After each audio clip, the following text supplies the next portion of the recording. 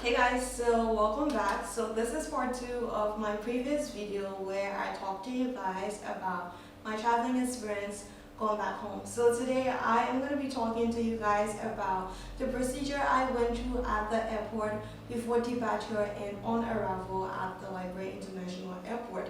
So if you're interested, keep watching. So I went to bed too. I woke up at 5 a.m. to get ready because I kind of live a bit far from the airport, so I had to leave super early. So my goal was to leave my house by 6:30 and then arrive at the airport around 8:30 to 9 because my check-in starts at 8:30. So I woke up, got ready, stood in front of my camera telling you guys, hey, I'm finally leaving, I'm going home, I'm going to see my family, blah blah blah blah. So I'm pretty much decided. I'm like, oh, it's early, it's 6:30, I'm gonna get Uber ASAP. It literally took me almost 1 hour to get an Uber. So I finally get an Uber and I had to wait extra 5 to 10 minutes for the Uber to get at my house. So I got my Uber, I went. Y'all, guess what I ate for breakfast? Grapes. That was it. I was starving. I was feeding on grapes. So we drove, we went. The ride was smooth. The Uber driver was smart. He was trying to beat traffic, so we passed through roads and stuff, and it was cool. I got at the airport. It was still early. The airline I was going with just started checking in. So I went through all of my necessary procedures. So some of the things that they asked me for, the first thing they asked for was my COVID test, my COVID card, my vaccine card. So I had to show them, this is my vaccine card. They checked if it was verified, and it was verified. And then they were like, okay, your test results. So I showed my test result, and we went through the necessary steps. And then they're like, which flight are you going with?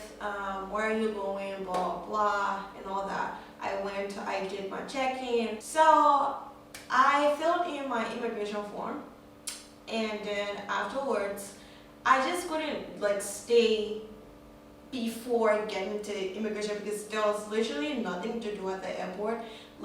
Vida E Cafe wasn't open at the time I got there, and I was starving. So in my head, I'm like, I have to pass through immigration as soon as possible to go and eat because I'm starving.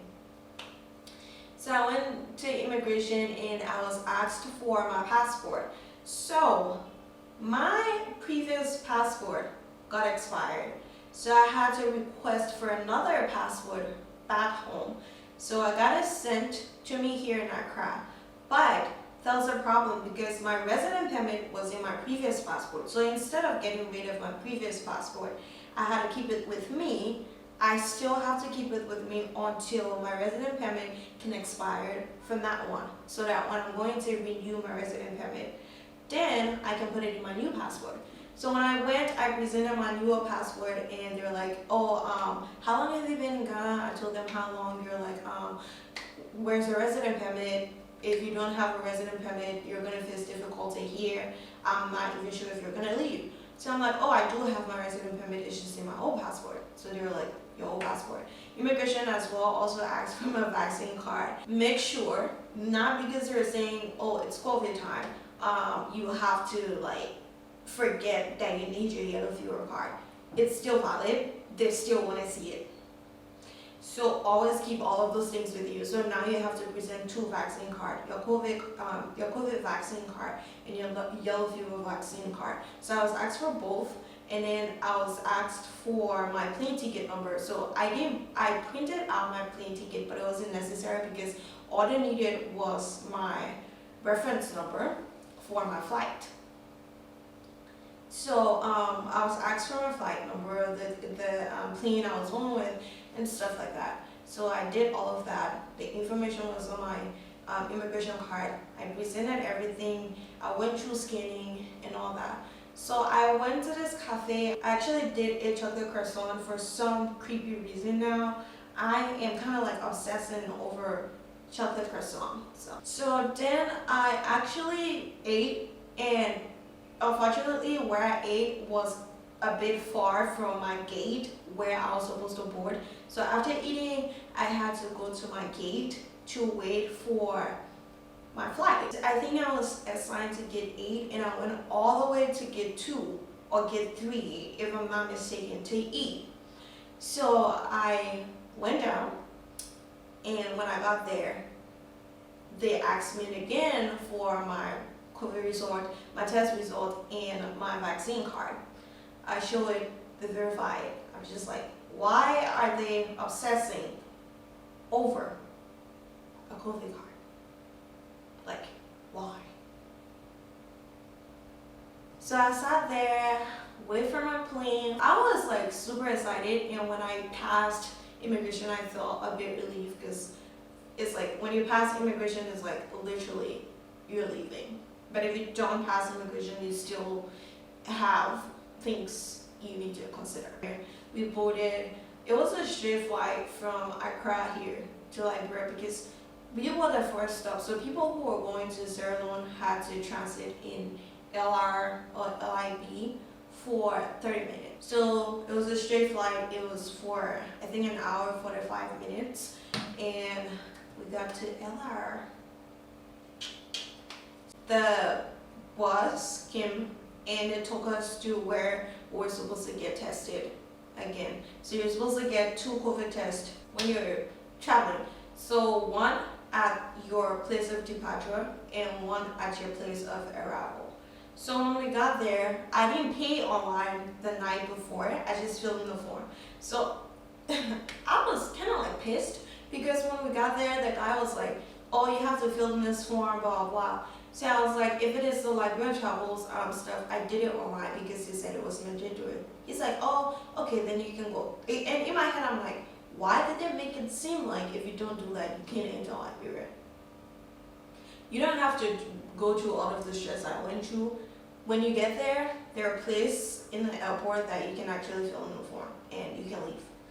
So I just walked through. I didn't go through that whole procedure anymore because I already did it. All I had to do was to check if the stats of what I did the night before was uploaded there or was updated there, and it checked it was there, my passport number and everything. So they showed me to where I'm supposed to go and pay for my COVID test. And if you are a West African or Liberian or a citizen from that specific country, you're gonna pay $50. But if you are a foreigner, you're gonna pay $75. Keep in mind, in Accra, before then, if it is mandatory for you to do that if you're not fully vaccinated, when you arrive in Accra, if you're not a citizen, right, if you're not from any ECOWAS country or if you're not a citizen of Accra, you are going to pay $150. That's that. So I got there, I paid. So like here in Accra, how they will tell you, okay, is that you swab your nose or your throat? In Yamara, you get to swab under your nose. So I did the swab. My sinus kicked in because someone literally just took a cotton swab and shoved it literally almost closer to my brain, okay? So I did the test, I got the receipt, they called me for something, I don't remember, and I got it and they're like, within 3 days, you're gonna get your result, blah, blah. So I'm like, okay. So after that, we went back outside because like the COVID center at the Liberia airport is quite different from the arrival side. So we went into the arrival side, we had to pass through immigration. I did everything and boom, I lost my boarding pass. And I'm supposed to use my boarding pass to collect my luggage. And this isn't my first time, y'all. I was being so careful with my boarding pass because I have always noticed that literally almost all the time I lost my boarding pass. Almost all the time I lost my boarding pass. So I was being super careful, and I'm pretty sure when I got out immigration, that was when I lost my boarding pass. So, you know, I lost my boarding pass, and The lady was like, where's your boarding pass? I'm just like, it's here. I literally emptied everything and wasn't there. I went back to the immigration site. I couldn't find anything. I was like, I can't find it. So she's like, let me see the tab on your suitcase. And it shows like my ticket number. She verified it was mine. And she was like, okay, you can go. And then I went outside. I saw my cousin and my father. My mom wasn't around. She had to go run some errands. So I was pretty much excited to just be home. And I mean, ER.